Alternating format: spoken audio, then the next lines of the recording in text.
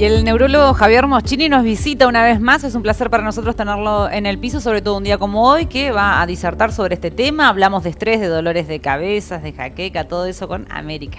Así es, ya lo anticipaba Angie, nos acompaña el neurólogo Javier Moschini, ¿no?, para aclararnos aquellas dudas que tenemos respecto a los dolores de cabeza y a las migrañas. Buenos días.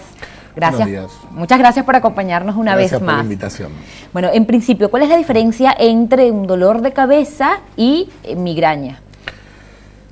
Dolor de cabeza y migraña son conceptos distintos y no son sinónimos. ¿Sí? Bien. En medicina usamos el término cefalea, término técnico cefalea como sinónimo de dolor de cabeza. La migraña es una enfermedad en la cual el dolor de cabeza con ciertas características es el síntoma principal. ¿Sí? Bien. Pero no cualquier dolor de cabeza es migraña. Migraña y jaqueca también son sinónimos. En medicina, jaqueca es un término en desuso, hoy se usa migraña, pero eso es un término clásico. La migraña es una enfermedad de causa no conocida. Veía antes en el adelanto que se mencionaba el origen de la migraña. En realidad no se sabe con precisión cuál es la causa de la migraña. Lo que está claro es que es una enfermedad de origen cerebral. La migraña no es una enfermedad debida a contractura de los músculos del cuello, ni artrosis de la columna cervical, no es debida a nerviosismo, ni al frío, ni al calor, ni a Macri, ni a Cristina. La migraña es una enfermedad de origen cerebral. Todos los síntomas de la migraña son de origen cerebral, incluyendo las náuseas y los vómitos, que muchas veces llevan al diagnóstico erróneo de los ataques de hígado. Digamos, ¿sí? La mayoría de los pacientes que consultan por ataques de hígado, incluso los que han sido operados de vesícula, en realidad lo que tienen es migraña, ¿no? El dolor de cabeza de la migraña tiene ciertas características, afecta por lo general la mitad de la cabeza. El término migraña deriva de hemicráneo, de afectación de la mitad del cráneo a la cabeza. Suele localizarse alrededor del ojo, es un dolor muy intenso, es pulsátil, o sea, las personas lo sienten como un latido en la cabeza, se acompaña de síntomas típicos, sensibilidad a la luz, a los sonidos, a los olores, náuseas y vómitos que son de origen cerebral. El dolor se exacerba mucho con la luz, con el sonido. De hecho, la imagen típica del paciente con migraña es una persona acostada, oscura y en silencio y con un trapo frío en la cabeza, ¿sí? El movimiento también exacerba el dolor. Es decir, el dolor migrañoso tiene estas características, es decir, no cualquier dolor de cabeza es migraña. Y hay otros síntomas que también pueden formar parte de migraña y que muchas veces generan alarma, generan consultas en guardia, generan dudas con ACV. En ocasiones los pacientes con migraña tienen síntomas como pérdida de una parte del campo visual, dificultades en el habla, síntomas motores, debilidad en un lado del cuerpo. Digamos que cuando ocurre en un contexto típico con los síntomas migrañosos clásicos es simple reconocerlos, a veces no tanto. ¿Cuál es la relación que guardan la cefalea y las migrañas con el estrés? No es la migraña una enfermedad debida a estrés, pero claramente el estrés es un disparador, ¿no? En situaciones de estrés, a ver, el paciente con Parkinson empeora su temblor, el migrañoso el dolor de cabeza, quien tiene intestino irritable tiene diarrea, es decir, suele ser un factor desencadenante, ¿sí?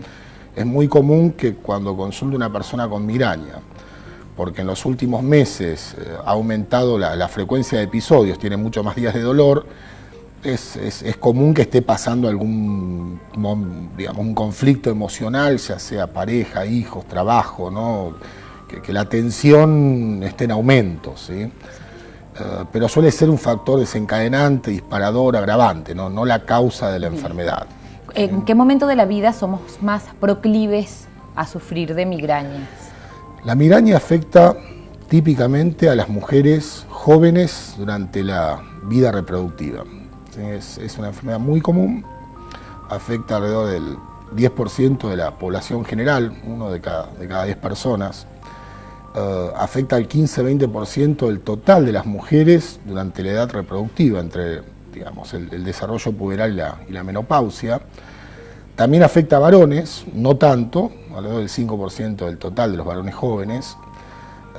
Guarda una influencia muy fuerte con digamos, las hormonas sexuales. La migraña existe en niños, pero es poco común. por lo general comienza a partir de la pubertad, sobre todo en mujeres. Mejora mucho, en ocasiones desaparece después de la menopausia, ¿sí? Es clásico que las mujeres jóvenes tengan 2 ataques al mes, uno asociado a la menstruación y uno no menstrual. Los anticonceptivos hormonales empeoran la migraña en términos generales, y hay una relación muy fuerte en este sentido. También suele haber historia familiar, ¿sí? También los factores genéticos tienen peso. En la mitad, un poco más, de los pacientes con migraña hay familiares de primer grado. La madre o el padre o ambos, hermanos, los hijos, esto es muy común también. ¿Se puede hacer prevención de la migraña? Sí, por un lado, el estilo de vida saludable aplica también a prevención de migraña. Por otra parte, en las personas con migraña hay ciertos factores que se sabe que empeoran las cosas y sobre esto hay que actuar. Uno es el consumo de analgésicos, ¿no? Es decir, la migraña, cuando los ataques se vuelven frecuentes, llega un consumo alto de analgésicos, que a su vez empeoran las cosas, generan un círculo vicioso. Mientras más alto el consumo de analgésico, peor el dolor, digamos, ¿sí? Hay ciertos analgésicos, los de uso habitual en migraña, la ergotamina, no voy a decir marcas, pero la ergotamina es el principio activo de casi todos los compuestos para tratar migraña, los más comunes. Alivia el dolor cuando se usa esporádicamente, ¿sí? Cuando el uso es continuo, en lugar de aliviar el dolor, genera dolor, perpetúa el dolor, ¿sí? Este es un problema de todos los días. En parte está relacionado a cómo se dispensan los medicamentos en la Argentina, ¿sí? Se venden medicamentos en los kioscos, se venden golosinas en las farmacias, el kiosquero no tiene para darte el vuelto y te ofrece analgésicos a cambio, digamos, ¿no? Creo que ahí digamos, hay un aspecto clave en el que deberíamos ser más cuidadosos. Hay que desalentar la automedicación, digamos, aún con analgésicos que parecen inocentes, porque en realidad no lo son, ¿sí? ¿Cuáles son las pautas que nos indican que frente a un dolor de cabeza o a una migraña tenemos que ir a consultar al médico? En personas con migraña, un aspecto clave es que cuando uno interroga, ¿desde cuándo sufrí dolores de cabeza? Dice, uy, desde siempre, uy, desde la adolescencia, ¿no? Uy, hace mucho tiempo. Eso nos pone en un escenario. Una persona que tiene dolores de cabeza hace muchos años es muy distinto a alguien que nunca sufrió antes dolor de cabeza y que tiene un dolor de cabeza muy severo que acaba de comenzar o que comenzó ayer o hace unos días y persiste y no responde a analgésicos. Un dolor de cabeza de inicio abrupto, muy severo, inusual, que nunca sucedió antes, debe generar una consulta médica y rápida, porque probablemente no se trate de migraña ni de nerviosismo, sino de otro tipo de enfermedades que afectan al cerebro. Ese es un aspecto clave, la cefalea, el dolor de cabeza de inicio repentino, muy severo, que nunca ha sucedido antes, ¿sí? O el dolor de cabeza, aún en personas que tienen historia de dolor de cabeza, que se vuelve distinto, ¿sí? La persona tenía migraña cuando tenía las características, pero tiene un dolor distinto, es diferente. Y sobre todo persiste en el tiempo y ya no responde a analgésicos. Bien. Esa también es una razón para consultar. Bien. Hoy usted va a estar disertando acerca de este tema acá en General Roca. Así es. Esta tarde vamos a dar comienzo al ciclo de charlas a la comunidad de este año 2017. Es un ciclo de charlas organizados en conjunto con Fundesur, una ONG de aquí de General Roca. La charla de hoy, la primera es dolor de cabeza, estrés, migraña, lo que estamos conversando en este momento. Está dirigida al público general, no es una charla para médicos, sino para la gente. La entrada es libre y gratuita y el lugar donde se realiza es la sede de Fundesur en General Roca, que es Coronel Rode 1471.